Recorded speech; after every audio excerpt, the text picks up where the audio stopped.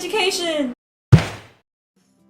Hey, and welcome back to Music Theory Bootcamp. Over the past few weeks, we have been going over some of the very basics of music theory, such as time signature, rhythmic values, note names, staff, and so on. This week we're going to go into something a little bit more advanced called the key signature. Now, there's multiple parts to the key signature, so for now we're just going over key signature part 1 today, where we learn about things such as sharps, flats, and in part 2 we'll be talking about how you actually use the key signature. Here we go. The first thing that you need to know about the key signature is that just as the time signature says what beat goes where in a measure, the key signature informs performers what key a piece of music is in. Not that type of key. The key that I'm discussing is a group of notes that forms the base of songs or other musical pieces.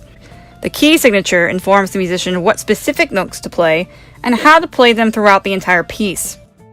Without knowing the key signature, musicians can get extremely confused with knowing what to play. Basically, without the key signature, music would be a hot mess. However, before we get into that, let's discuss where we can actually find the key signature on the staff. Because that's kind of important. If you look closely at the beginning of the staff, there's a space between the clef and the time signature.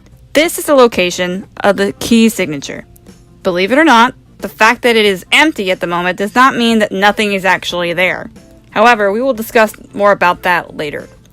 For now, just know that when looking for a key signature, always look between the clef at the beginning of the staff and the time signature. Now the question is, what exactly are you looking for? Pay attention. Meet the sharps. When looking at a key signature, you will need to look for a certain set of symbols. The first of these symbols is called sharp. This is the symbol for a sharp.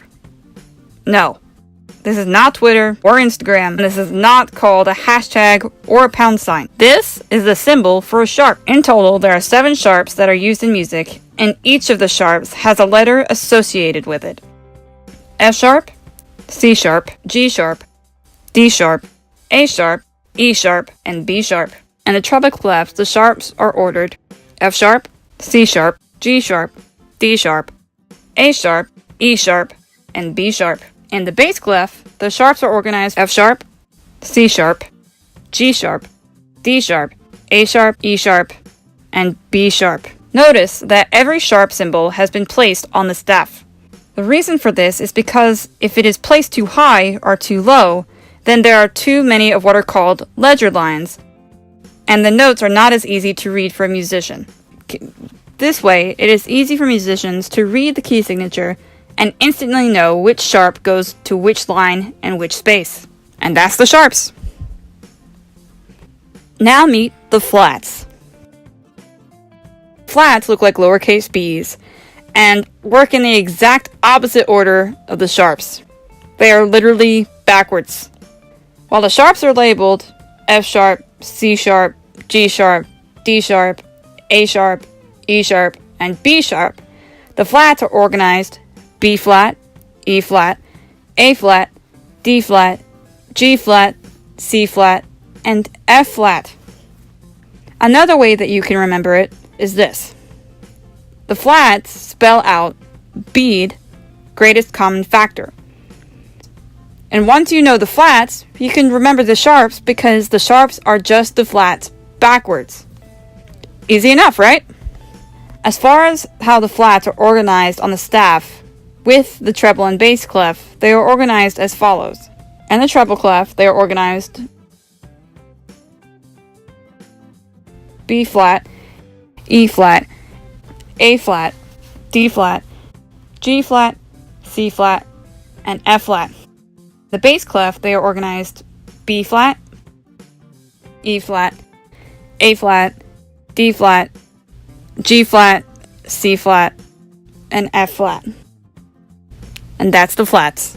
If you're wondering why these symbols are important for a musician to understand, let me explain. Whenever one of these sharps or flats is added onto the staff, it informs the musician which note is higher in pitch and lower in pitch than it was before. For example, if I put a series of random notes on a staff and put an F sharp or a flat in the key signature, that means that the F notes that you see on the staff are now higher or lower in pitch, or raised/lowered by half of a step. This makes more sense if we look at a keyboard.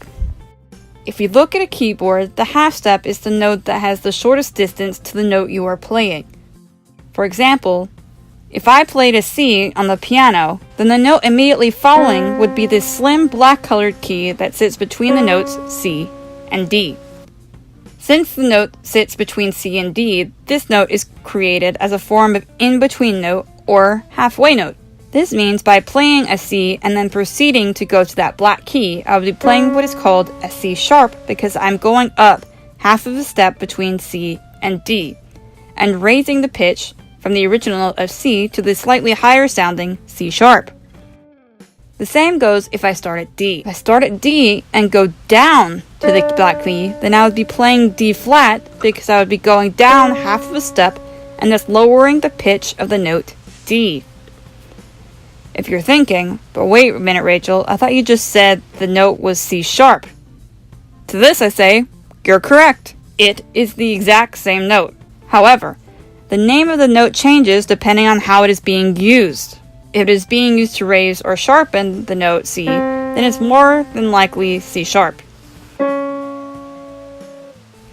If in a piece of music it is being used to lower or flatten the note of D, then it is more than likely D flat. Just remember that when looking at a sharp or a flat, what you are seeing is a note that is too low for D and too high for C, and therefore must have their own individual names to compensate for the note we are hearing.